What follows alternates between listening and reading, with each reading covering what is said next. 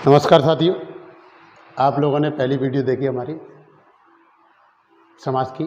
अब मैं आपको दूसरा पार्ट आपके सामने लेकर आया हूँ और समास का दूसरा पार्ट है और यहाँ से हम स्टार्ट करेंगे कि समास कितने प्रकार के थे।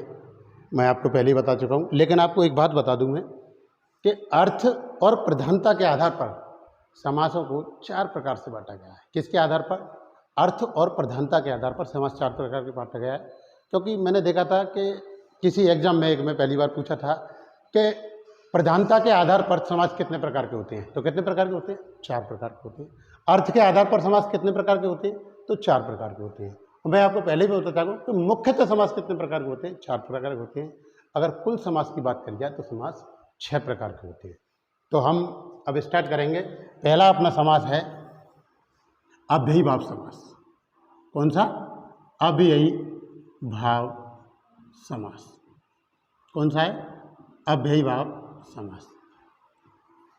अव्ययी भाव समास के आप नाम से ही पता पड़ रही होगी कि अव्यय। अव्यय का मतलब जो कभी लिंग, वचन, कारक, काल, पुरुष के आधार पर चेंज नहीं होता, अव्यय कहलाता है। उसी तरीके से अव्ययी भाव समास का हिसाब किताब है। इससे जो शब्द बनता है वो कभी भी उसका बहुवचन आप नहीं बना सकते। बहुवचन नहीं बनेगा। लिंग, वचन, काल, पुरुष के आधार पर उसमें परिवर्तन नहीं होगा, क्योंकि उसका जो शब्द बनेगा वो भी अव्यय की भांति ही कार्य करेगा। मैं आपको ये बताना चाह रहा था। तो इतनी बात क्लियर है। तो अब देखते हैं कि अव्ययी भाव समास क्या है। तो आप लोगों की समझ में आ गई होगी कि पहली बात, इसके 3-4 पॉइंट हैं, उनको आप याद रखिए तो आपकी समझ में बहुत अच्छी तरीके से आ जाएगा अव्ययी भाव होता क्या है। पहला पॉइंट है कि अव्ययी भाव समास का अव्ययी भाव समास का अव्ययी भाव समास का पहला पद प्रधान होता है। क्या होता है? प्रधान होता है। पहला पद क्या होता है? प्रधान होता है। दूसरा पॉइंट है, इसमें पहला पद उपसर्ग या अव्यय होता है। अव्यय होता है। इतनी चीज समझ में आई? देख लो, मैंने बताया अव्ययी भाव समास का पहला पद प्रधान होता है। इसमें पहला पद उपसर्ग या अव्यय होता है। नंबर 3, एक ही शब्द की आवृत्ति होती है। आवृत्ति होती है। इतनी चीज क्लियर है। एक ही शब्द क्या होती है?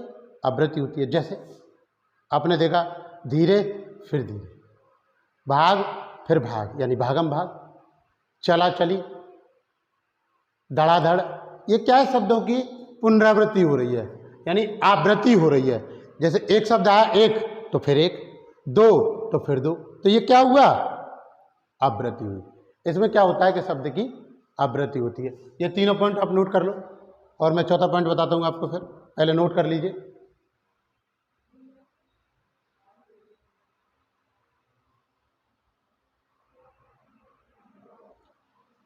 चौथा पॉइंट, इस समास से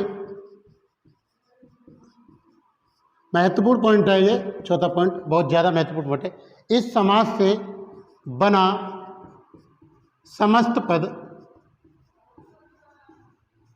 इस समास से बना समस्त पद अव्यय की तरह कार्य करता है। किसकी तरह कार्य करता है? अव्यय की तरह कार्य करता है। अर्थात लिंग, वचन,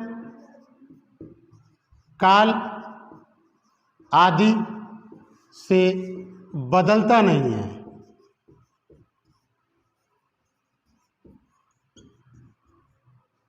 तो ये 4 इसके महत्वपूर्ण पॉइंट हैं और आप इन चारों पॉइंटों से ही अव्ययी भाव समास को समाप्त कर सकते हैं।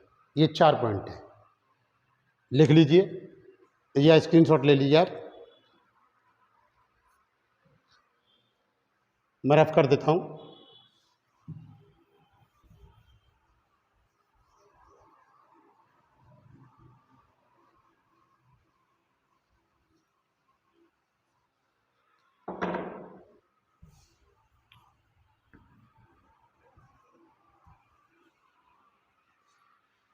आगे देखिए आप, अव्ययी भाव समास के भाव समास के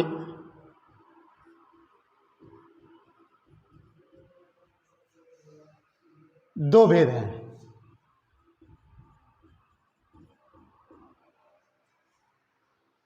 कैसे?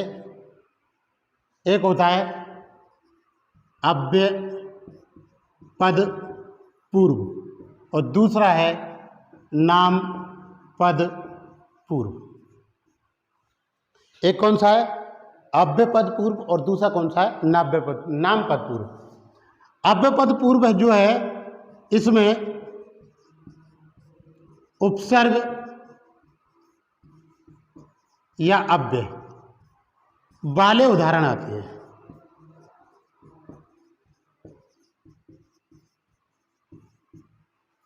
इसमें उपसर्ग अव्यय वाले उदाहरण आते हैं और इसमें आवृत्ति वाले उदाहरण आते हैं।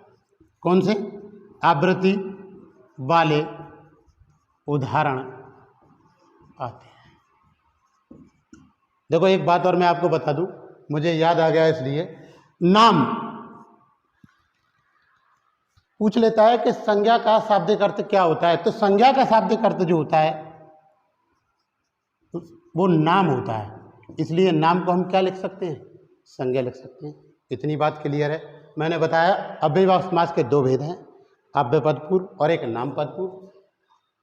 अव्यय पद पूर्व है, इसमें उपसर्ग अव्यय वाले उदाहरण आते हैं और नाम पद पूर्व वाले आवृत्ति वाले उदाहरण आते हैं। इतनी चीज क्लियर है, इसको नोट डाउन करिए।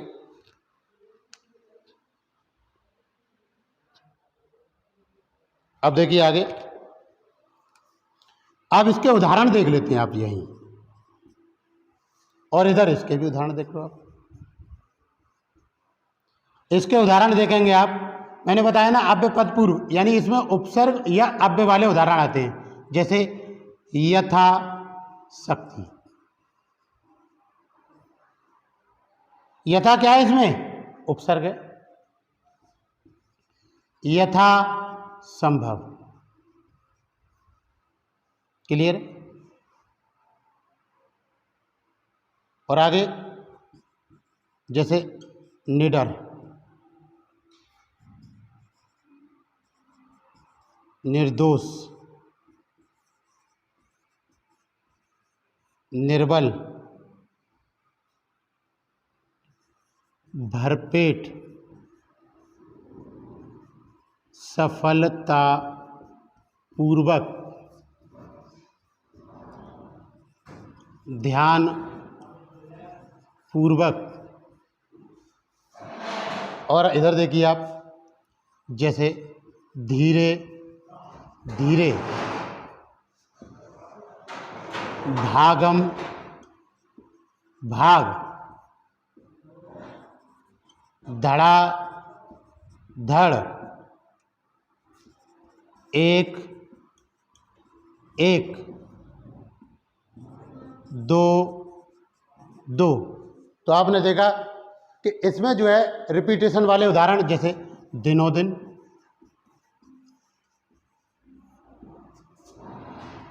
रातों रात आदि। तो ये चीज क्लियर है आपकी। अब इसको आप नोट डाउन कर लीजिए या स्क्रीनशॉट ले लीजिए।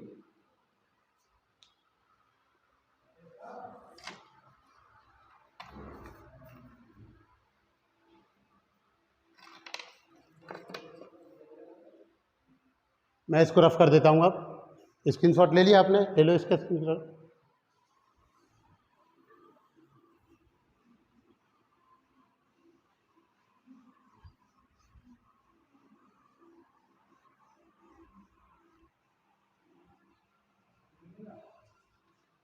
अब आगे देखेंगे आप, अव्ययी भाव समास आपकी समझ में क्लियर हो गया। मैंने क्या बताया आपको अव्ययी भाव समास। अव्ययी भाव समास कि दो भेद हैं, एक अव्ययपद पूर्व और एक नामपद पूर्व। अव्ययपद पूर्व उसमें उपसर्ग और अव्यय वाले उदाहरण आते हैं और नामपद पूर्व में रिपीटेशन यानी कि आवृत्ति वाले उदाहरण आते हैं। तो अब आगे देखेंगे आप कुछ महत्वपूर्ण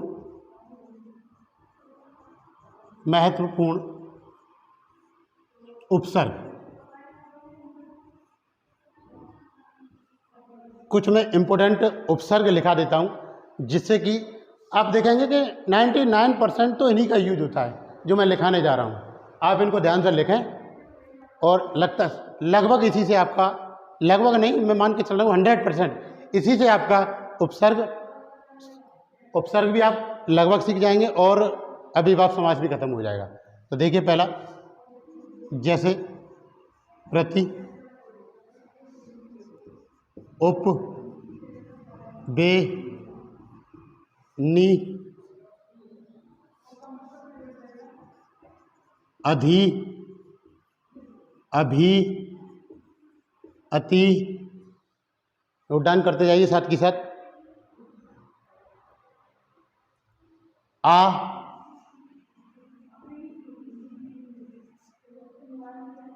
आदि। तो इतनी चीज क्लियर है आपकी। कुछ महत्वपूर्ण लिख दिए हैं मैंने जिससे कि ज़्यादातर ये प्रश्नों में पूछे जाते हैं आपके कभी। तो ये उपसर्ग हैं कुछ महत्वपूर्ण। अब देखिए इनसे आगे कुछ थोड़ा सा। सा, जैसे मैंने सा उपसर्ग लिखा है, सा का मतलब होता है के साथ, के साथ, के सहित। सा का मतलब क्या है? के साथ, के सहित। और इसका एक उदाहरण देख लो आप, जैसे सा परिवार, यानी परिवार के साथ। सा प्रणाम, सा प्रणाम। सा शर्त, शर्त के साथ। तो ये इतनी चीज समझ में आई। सा का जो अर्थ होता है वो क्या होता है? के साथ, के सहित। तो इसके उदाहरण हैं ये कुछ उदाहरण, मैंने एक दो उदाहरण मैं लिखता जाऊंगा जिससे कि आपकी समझ में आता है। सा परिवार, सा प्रणाम, सा शर्त। ये चीज क्लियर है आपकी। अब देखते हैं यथा। यथा, यथा का मतलब होता है के अनुसार, के अनुसार। अब इसके भी एग्जाम्पल देख लो कुछ उदाहरण, जैसे यथा शक्ति, शक्ति के अनुसार। यथा क्रम, क्रम के अनुसार। यथा रुचि, यानी रुचि के अनुसार, आदि। क्लियर है ये चीज आपकी? अब आगे देखिए, ये पहला हो गया। मैं कुछ इंपोर्टेंट बता दे रहा हूं जिससे कि आपको आसानी होगी समझने में। आ उपसर्ग है। आ मतलब होता है तक, चारों ओर, पर्यंत। अब इसके एग्जाम्पल देख लीजिए आप, उदाहरण। आमरण,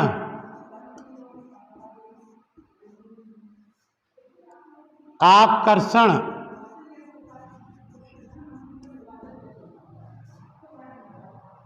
आवरण, आदि। ये सारी चीज क्लियर है आपकी?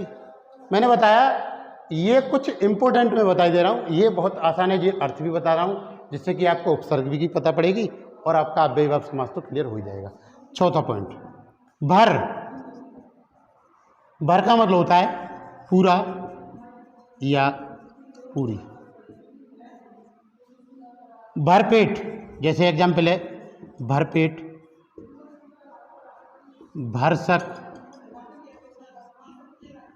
भरपूर, आदि। ये चीज क्लियर है आपकी? तो मैंने अभी ये 4 लिखा है। और जैसे पूर्वक, 5वां और लिख दो एक और, पूर्वक। पूर्वक का अर्थ क्या होता है के साथ, क्या, के साथ। जैसे उदाहरण, विश्वास पूर्वक, विश्वास पूर्वक, ध्यान पूर्वक। तो ये चीज क्लियर है आपकी? इसको नोट डाउन कर लीजिए, जल्दी से स्क्रीनशॉट ले लो।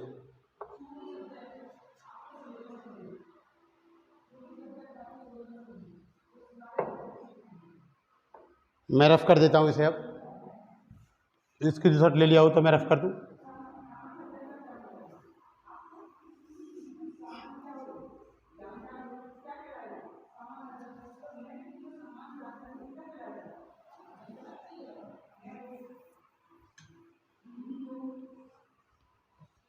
एक महत्वपूर्ण बात, एक बहुत ही महत्वपूर्ण बात है जो इस समास को लेकर के है, लेकिन अधिकतर एग्जाम में पूछी तो कम गई है, लेकिन फिर भी मैं उसके बारे में एक जानकारी दे देता हूँ। महत्वपूर्ण बात है।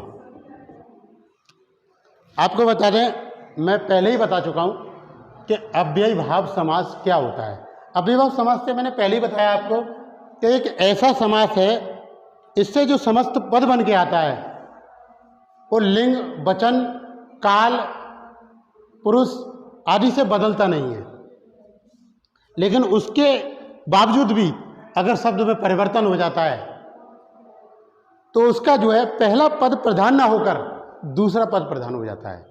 और आपको पता है कि दूसरा पद जब प्रधान होता है तो तत्पुरुष समास होता है। वही चीज़ मैं बताने जा रहा था आपको। जैसे आप देखेंगे उदाहरण के तौर पर, जैसे मैंने लिख दिया प्रतिलिपि।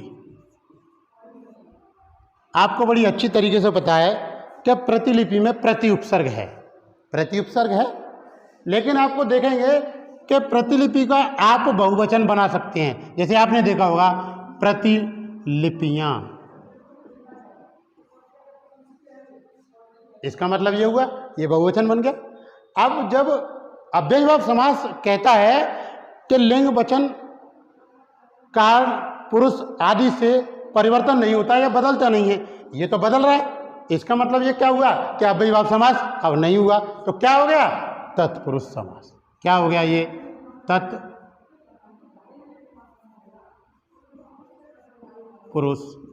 समास। क्या हो गया? तत्पुरुष समास। इतनी बात क्लियर है? इसी तरीके से दूसरा एग्जाम्पल देखिए, प्रतिक्रिया। अब प्रतिक्रिया, अब इसका भी बहुवचन बन गया प्रतिक्रियाएं। प्रतिक्रियाएं, इसका मतलब क्या हुआ? तत्पुरुष समास। मैंने कहा निर्दोष, तो क्या होगा? निर्दोषों। इसका मतलब क्या हुआ? ये क्या हो गए? तत्पुरुष समास।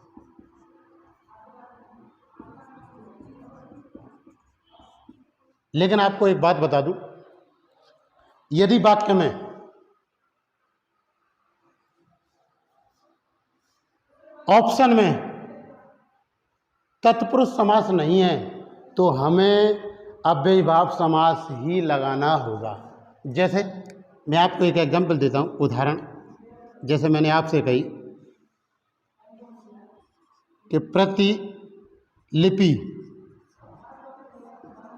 में समास है, तो ऑप्शन दे रखा है पहला उसने कर्मधारय, दूसरा ऑप्शन दे दिया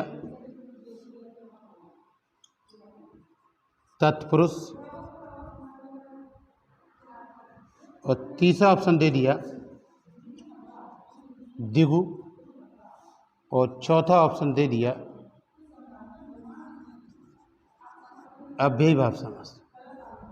तो आप देखेंगे, मैंने बताया फर्स्ट प्रायोरिटी आप किसकी रखोगे? तत्पुरुष समास की। अगर तत्पुरुष नहीं होता तो अव्ययीभाव, अव्ययीभाव नहीं होता तो फिर तो तत्पुरुष होता ही होता। दोनों में से एक होगा तो एक ही आंसर होगा, तो इसका आंसर क्या होगा? तत्पुरुष समास। ध्यान रहे कि आप अव्ययीभाव समास ना करें। अगर आपने अव्ययीभाव समास कर दिया तो ये गलत हो जाएगा। तो इतनी बात आपकी समझ में आई? क्लियर है? इसको नोट डाउन कर लो।